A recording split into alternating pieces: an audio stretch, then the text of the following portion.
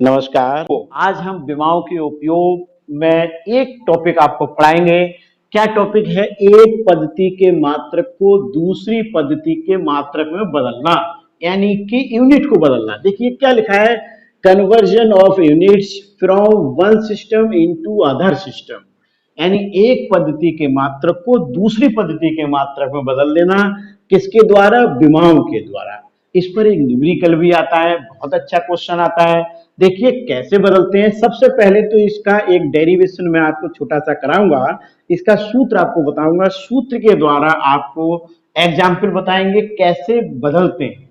देखिए क्या होता है, हमने पिछले वीडियो में आपको पढ़ाया था कि भौतिक राशि, कोई भौतिक राशि होती है, उसमें देखिए आंकिक मान और उसका संगत मात्रक का गुणनफल एक नियतांक होता है, यानी कि आंकिक मान और उसके संगत मात्रक का गुणनफल एक नियतांक होता है। ये आपने पढ़ा था, यानी पिछले वीडियो में आपने पढ़ा था आंकिक मान और संगत मात्रक का गुणनफल एक नियतांक होता है। अब यहां पर क्या है, एक पद्धति के मात्रक को दूसरी पद्धति के मात्रक में बदलना, यानी यहां पर दो पद्धतियां हैं, भिन्न भिन्न दो पद्धतियां हैं जिनके मात्रक u1 u2 और आंकिक मान n1 व n2 है।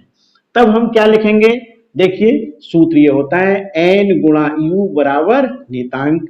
दो पद्धतियां हो, n1 u1 बराबर n2 u2।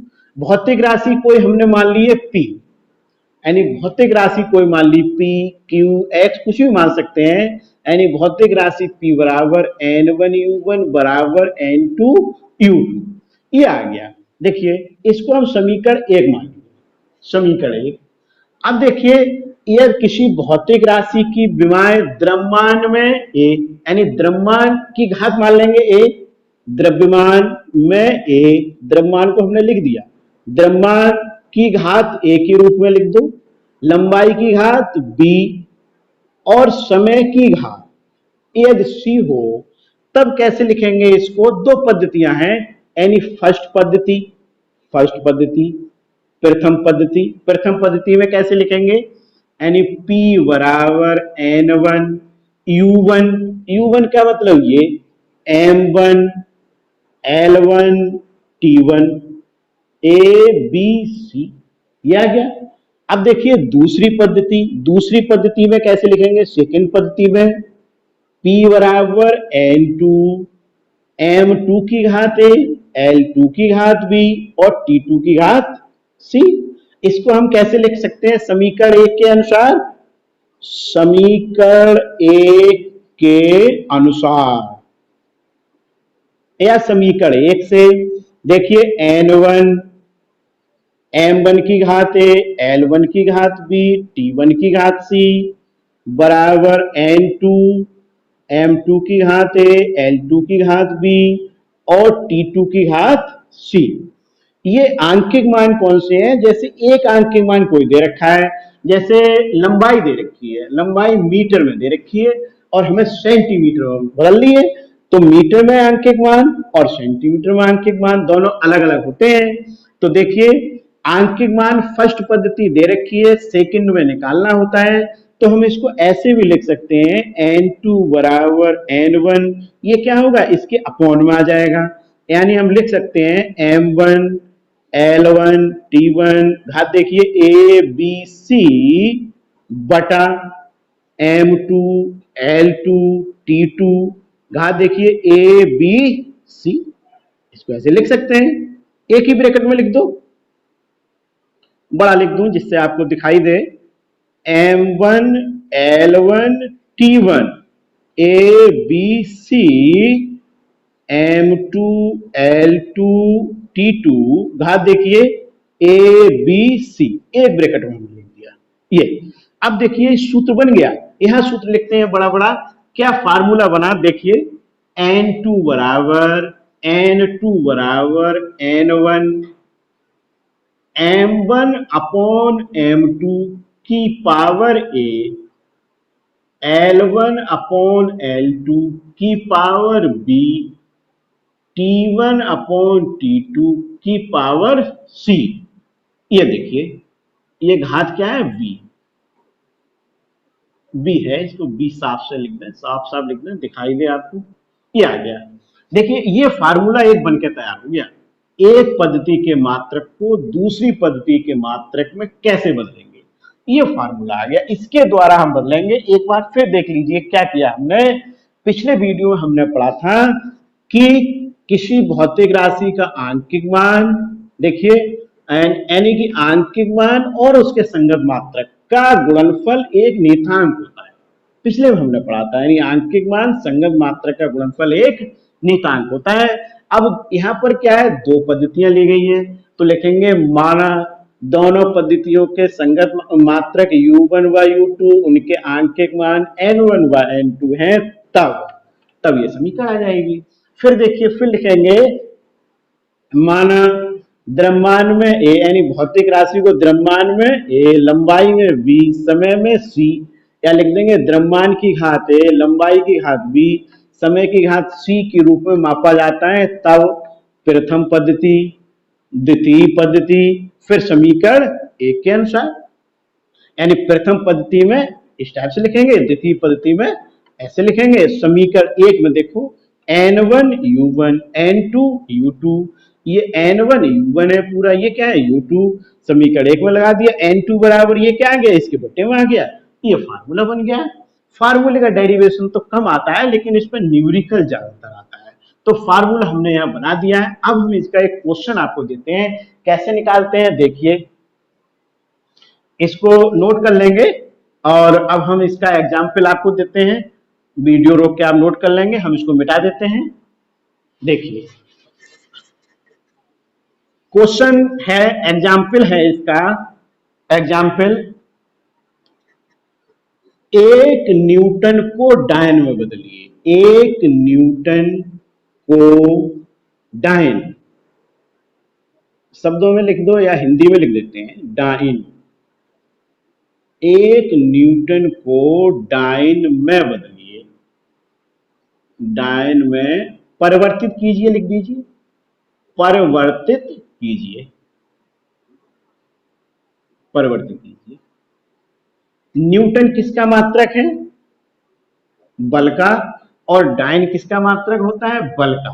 क्या क्या अंतर है दोनों में, न्यूटन एमकेएस पद्धति में, डायन सीजीएस पद्धति में बल के मात्रक है। क्वेश्चन लिखा होगा एक न्यूटन को डायन में बदलिए, न्यूटन एमकेएस पद्धति में, डायन सीजीएस पद्धति में बल के मात्रक है।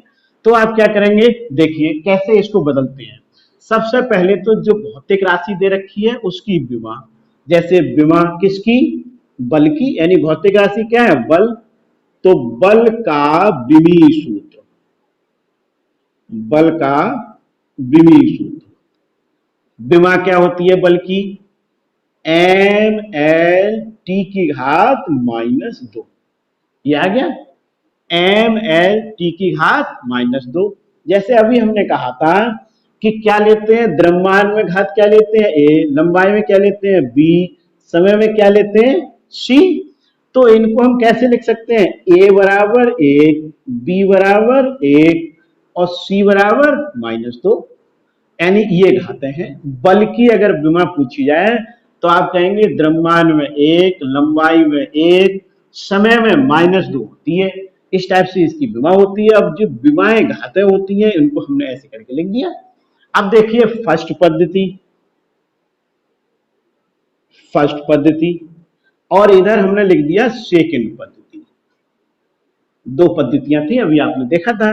फर्स्ट पद्धति में क्या है, ये एम एल टी, तो एम एल टी, इधर भी एम एल टी, यानी M1 L1, इधर क्या लिखेंगे M2 L2 T2। सेकंड पद्धति में M1 द्रव्यमान किस में नापा जाता है, किलोग्राम में, तो हमने लिख दिया किलोग्राम, लंबाई देखिए मीटर, समय सेकंड। यहां देखिए अब न्यूटन दे रखा था, न्यूटन का मतलब जो पद्धति दे रखी है उसको पहले, और जो ज्ञात करना है उसको इधर लिखते हैं। क्या ज्ञात करना था, डायन में बदलना था। डायन का मतलब सीजीएस पद्धति में, सीजीएस पद्धति का मतलब यहाँ क्या आएगा ग्राम, यहाँ क्या आएगा सेंटीमीटर, और यहाँ क्या आएगा सेकंड।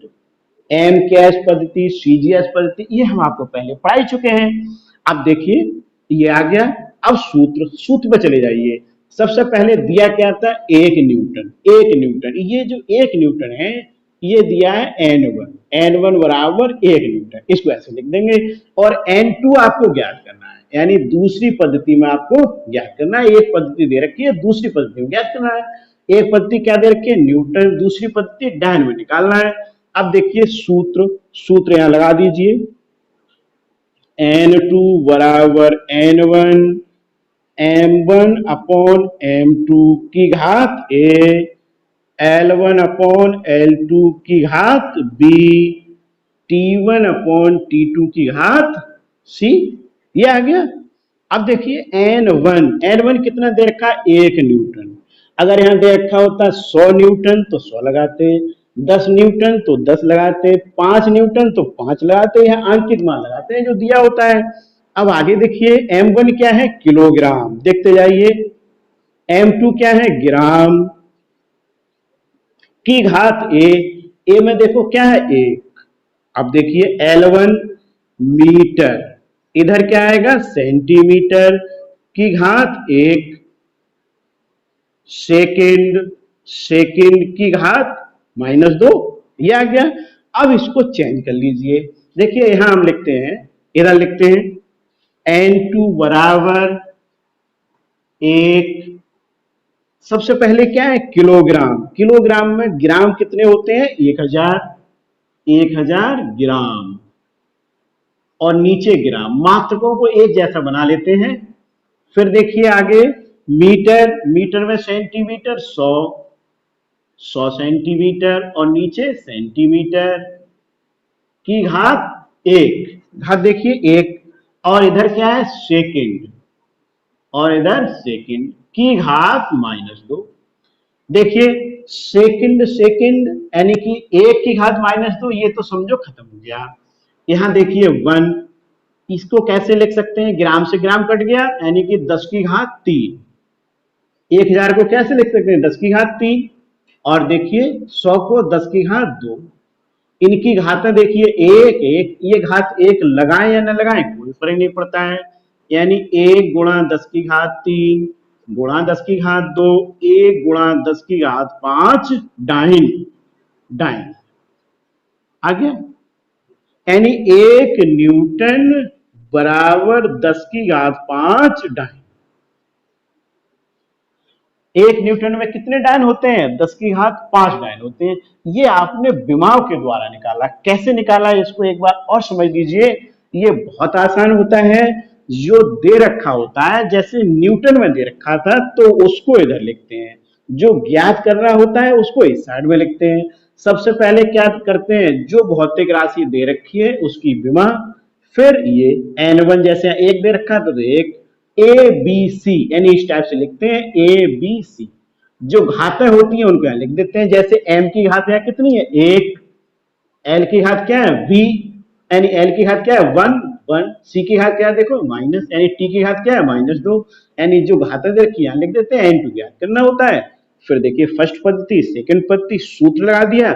सूत्र में M1 किलोग्राम, किलोग्राम कहां से आया, क्योंकि न्यूटन में दे रखा था। एम के एस पद्धति में दे रखा था तो ये देखिए एम के एस है।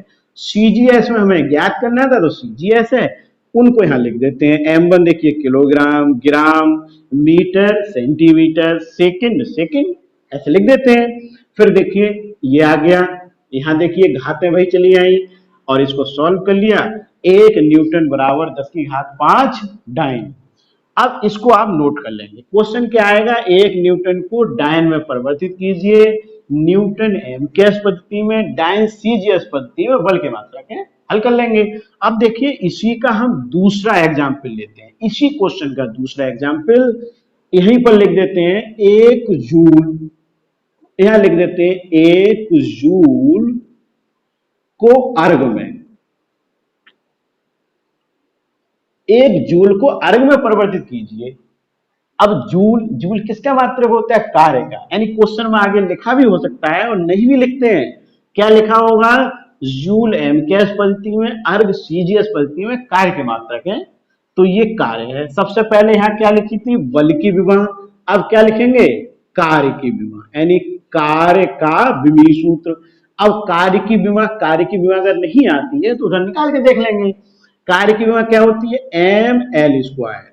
ये अब देखिए N1 बराबर एक, यहाँ क्या हो जाएगा, जूल, यहां पर हो जाएगा जूल, 8J, जूल हिंदी में लिख देते हैं जूल, ये जूल आ जाएगा। देखिए ए, एम की घात ए होती है 1, देखिए एल की घात क्या होती है बी, यानी बी की घात यहाँ कितनी लिखी है, एल की घात कितनी लिखी है 2, यानी बी बराबर 2, सी बराबर -2, यहाँ बी बराबर 2। अब देखिए N2 हमें निकालना है। फर्स्ट पद्धति यानी जूल, जूल का मतलब एम के दे रखा था तो यही लिखा रहेगा। सीजीएस हमें ज्ञात करना था। अगर यहाँ सीजीएस दिया होता तो ये इधर इधर वाला इधर आ जाता है, यहाँ लिखते ग्राम या सेंटीमीटर या सेकंड, ये चेंज हो जाता है। अब देखिए सेम ऐसा ही, ये तो है तो ऐसा ही रहेगा, यहाँ घातें चेंज हो जाएंगी। यहाँ बी की घात देखो कितनी है 2, ये देखिए 2, और सब ऐसे ही चलता रहेगा। यहाँ पर आ गए देखो, यहाँ देखिए यहाँ घात कितनी हो जाएगी 2, यहाँ घात हो जाएगी 2, ये देखिए यहाँ घात कितनी हो जाएगी 2, यहाँ ये तो 10 की घात 2 है, इसको खोलेंगे तो 10 की घात कितनी हो जाएगी 4, यानी 10 की घात 2 गुणा 10 की घात 2, 10 की घात 4। अब गुणा में घातें जुड़ती है, 4 और 3 7, यानी 10 की घात 7, यहाँ क्या लिखेंगे अर्ग, अर्ग, यानी कि 1 जूल बराबर 10 की घात 7 अर्ग, ये अर्ग होता है। 1 जूल में 10 की घात 7 अर्ग होते हैं, 1 जूल में 10 की घात 7 अर्ग होते हैं। हो गया, यानी क्या किया, सबसे पहले जो भौतिक राशि दे रखी है उसकी विमा, फिर देखिए इस टाइप से N1 एक दे रखा था तो एक लिख दिया, ए बी सी ये क्या लिखते हैं घातों को, N2 हमें ज्ञात करना होता है। फर्स्ट पद्धति, सेकंड पद्धति, ये फार्मूला लगा देते हैं। फार्मूले में इसके अनुसार ये जो दे रखा है वो वैल्यू लगा दी, और वैल्यू के अलावा फिर वैल्यू लगाने के बाद इसको सॉल्व कर लिया। इसको सॉल्व करके ये इस टाइप की इसमें बहुत क्वेश्चन है, और बहुत क्वेश्चन हम आपको नेक्स्ट वीडियो में कराएंगे। आज इतना ही बहुत है, इसको तैयार कर लेंगे, नोट्स बना लेंगे, कोई प्रॉब्लम आती है तो हमें बताएंगे। और नेक्स्ट वीडियो में इसके 2 उपयोग और हैं, 3 उपयोग इसमें है, वो उपयोग आपको पढ़ाएंगे, इसको तैयार कर लेंगे। Okay, thank you.